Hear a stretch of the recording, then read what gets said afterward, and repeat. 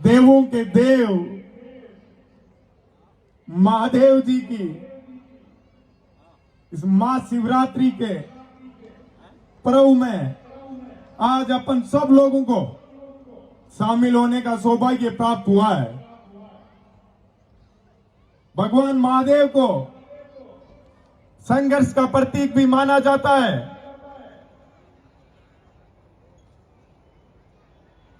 आज अपन उन सभी देवी देवताओं की पूजा करते हैं जिन्होंने समाज में बुराइयां खत्म करने का कार्य किया।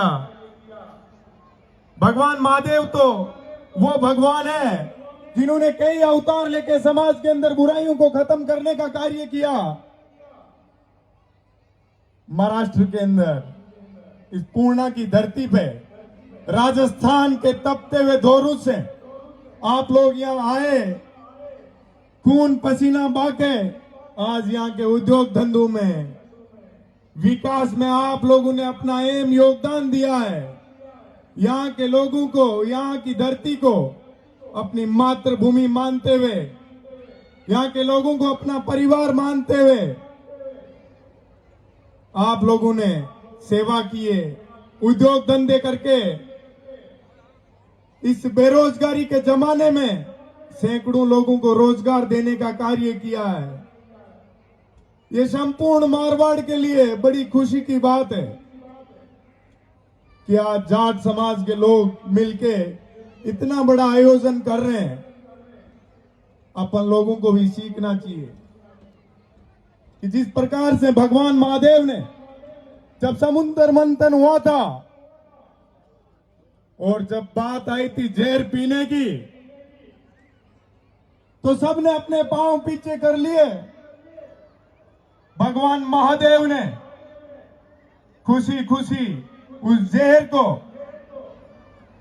को पी लिया। किसके लिए? इस धरती की रक्षा करने के लिए, देवी देवताओं की रक्षा करने के लिए। तो अपन लोगों को भी तैयार रहना चाहिए कि जब अपन बड़ी अपनी मंजिल की ओर बढ़ते हैं तो रास्ते में कई प्रकार के संघर्ष करने पड़ते हैं, कई प्रकार के षड्यंत्र का अपन लोगों को शिकार होना पड़ता है। लेकिन आगे बढ़ना है तो जहर के घूंट तो आप लोगों को पीना ही पड़ेंगे। तो संघर्ष से कभी हार नहीं माननी चाहिए, संघर्ष मजबूती से करना चाहिए। राजस्थान से सैकड़ों किलोमीटर आप लोग यहां महाराजा छत्रपति शिवाजी की धरती पे आके मजबूती से उद्योग धंधे किए हैं, समाज में नई मिसाल पेश की है। जिस प्रकार से महाराजा छत्रपति शिवाजी अपनी मातृभूमि से प्रेम करते थे, आप लोगों को भी ठानना चाहिए। जिस गांव, जिस ढाणी से आप लोग आते हो,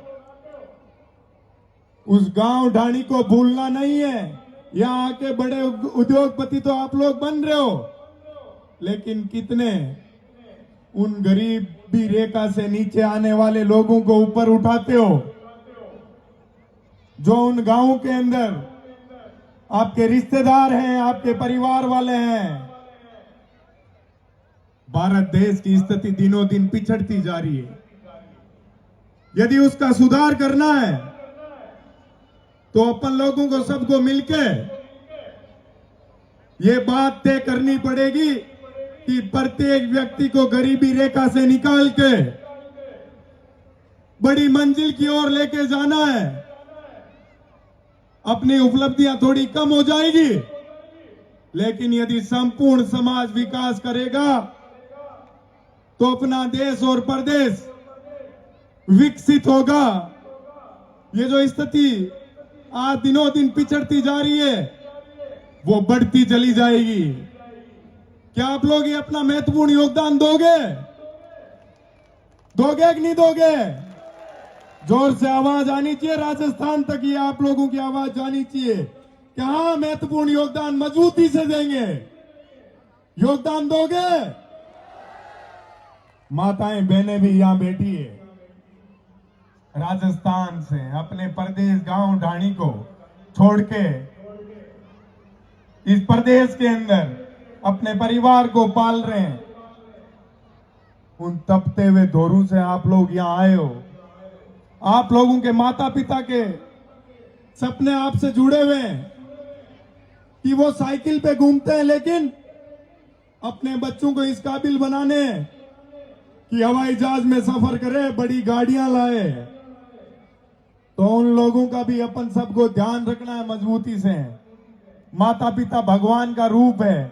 आज ये कलयुग का जमाना है। गांव ढाणियों से लोग जाते हैं, बड़े उद्योगपति बन जाते हैं। जो माता पिता इस दुनिया के अंदर आप लोगों को, हम लोगों को लेके आते हैं, इस कलयुग के अंदर कई लोग उन माता पिता का मूल्य भूलते जा रहे हैं। यदि अपन माता पिता की सेवा करेंगे तो इस समाज के अंदर आने वाले जो पीढ़ी होगी वही तो अपने को देख के अपनी सेवा करेगी। किसान परिवार के लोग संघर्ष से भली भांति वाकिफ होते हैं। किसान परिवार से आने वाले लोगों के संघर्ष खून में होता है।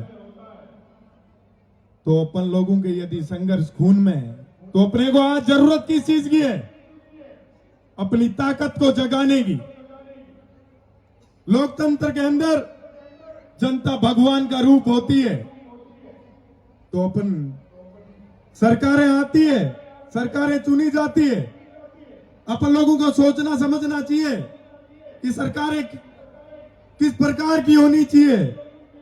आम जन के लिए, कमजोर वर्ग के लोगों के लिए जो सरकार कार्य करती है उसको अपन लोगों को लंबा चलाना है। मजबूत व्यक्ति तो अपने हक की लड़ाई खुद ही लड़ लेगा। जरूरत किसको है आज के समय में?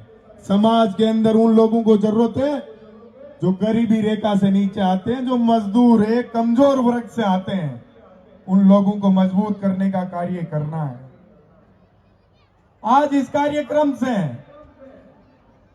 शिवाजी महाराज की धरती से अपन लोगों को आज सौगंध खानी चाहिए।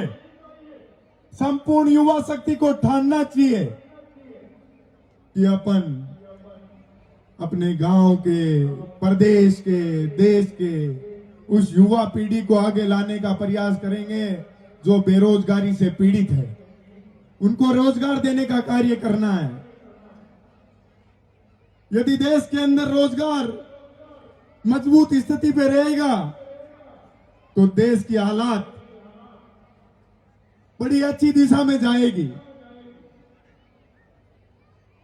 मेरा तो यह भी मानना है कि अपन दिन प्रतिदिन यदि संघर्ष करके मजबूत मंजिल की ओर आगे बढ़ेंगे तो कोई माई का लाल पैदा नहीं हुआ जो अपने देश को कमजोर कर दे। ये बात अपन लोगों के जहन में होनी चाहिए। भगवान शिव संघर्ष का प्रतीक थे। समाज में उन्होंने बुराइयां खत्म करने का कार्य किया। उसी प्रकार से अपन लोगों को भी ठानना है कि नकारात्मकता खत्म करनी है और सकारात्मकता की ओर बढ़ना है मजबूती से। एक चीज हमेशा आप लोगों को भी ठाननी पड़ेगी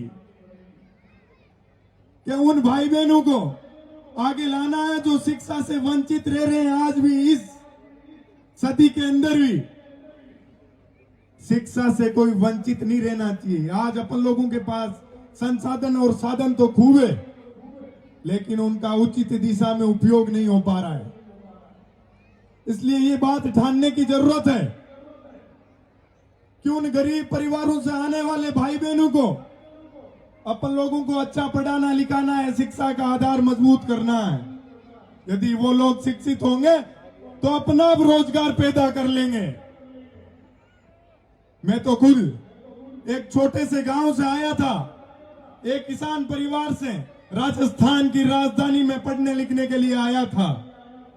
जब मैंने वहां मजबूत और पीड़ित स्टूडेंट्स को देखा तो मैंने ठान लिया था कि इन गांव ढाणी से आने वाले मेरे भाइयों बहनों को कभी कमजोर नहीं पड़ने दूंगा। इनकी आवाज को हमेशा बुलंद करने का कार्य करूंगा।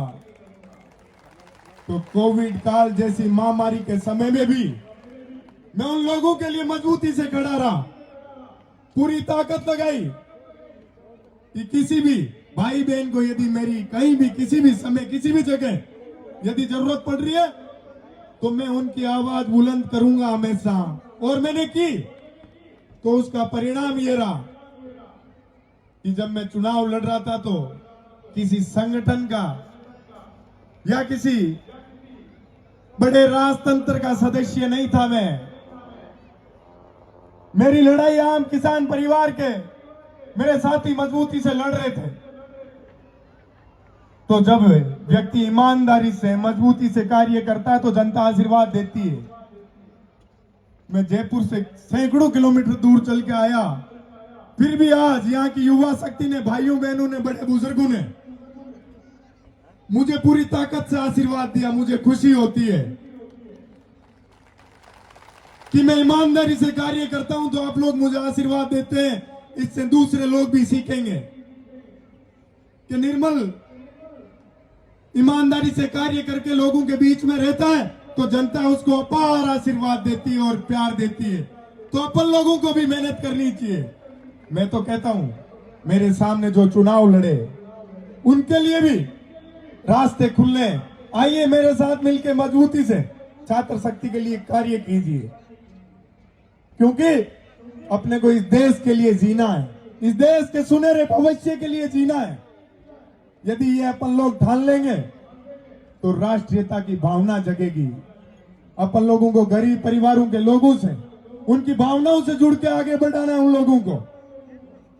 साथियों, जब मैं पूना आ रहा था तो राजस्थान के अंदर भी मेरे आज 4-5 कार्यक्रम थे। तो उन लोगों ने कहा पूना में तो आपका एक ही कार्यक्रम है, यहां रह के हम लोगों के बीच आइए। तो मैंने उनको कहा आप लोगों के बीच तो हमेशा आता रहता हूं मैं। आज अपने मारवाड़ के लोग वहां याद कर रहे हैं तो उन लोगों के बीच पहुंचना इसलिए जरूरी है क्योंकि उन लोगों को भी कभी कहीं जरूरत पड़ेगी तो उनका हौसला मजबूत करने के लिए मैं पहुंच जाऊंगा। मेरे को ताकत मिलती है आप लोगों के आशीर्वाद से, और यदि आप लोग मेरे ऊपर मजबूती से आशीर्वाद रखोगे तो उस गरीब तबके से, कमजोर वर्ग से आने वाले प्रत्येक मेरे भाई बहन की आवाज को मैं हमेशा बुलंद करने का प्रयास करूंगा। क्योंकि मैं भी हमेशा याद रखता हूं एक छोटे से परिवार से आया हूं, छोटे से गांव से आया हूं। आप लोगों ने आशीर्वाद देके मुझे मंच उपलब्ध कराया है, तो मैं जीवन भर आप लोगों के लिए ईमानदारी से एक सेवक के रूप में कार्य करूंगा। ये मेरा मजबूत इरादा है और इसके लिए मैं जीवन भर कार्य करूंगा। बस आप लोग आशीर्वाद बनाए रखना। अब भगवान महादेव का जयकारा लगाना है।